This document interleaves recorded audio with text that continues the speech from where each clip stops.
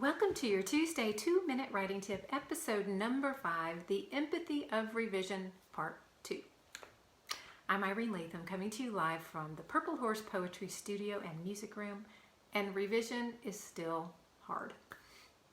Last week I shared about the value of practicing listening and empathy as you create and read aloud to your imaginary intended audience. This week I want you to imagine yourself as the editor on the other end of the email to which your manuscript is attached. It's been my good fortune to work with some amazing, generous editors, and here's something they all have in common. They're up against multiple deadlines all the time. They get tons of email. It's so much easier for them to say no to a manuscript than it is to say yes.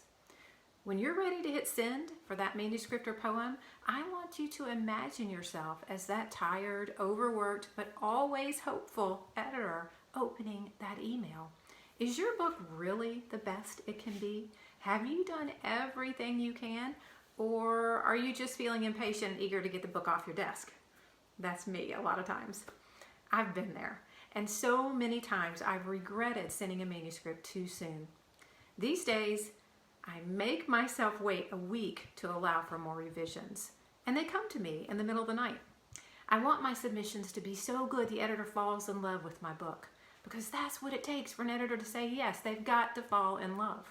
And the first step in that relationship is you loving it. Not just the first page, but all the pages, every single one. In fact, that's another tried and true revision technique I use. Ask this question.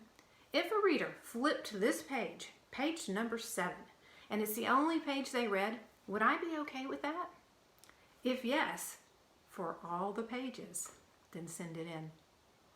Thanks so much for joining me for this 2-part talk on empathy of revision. Happy writing.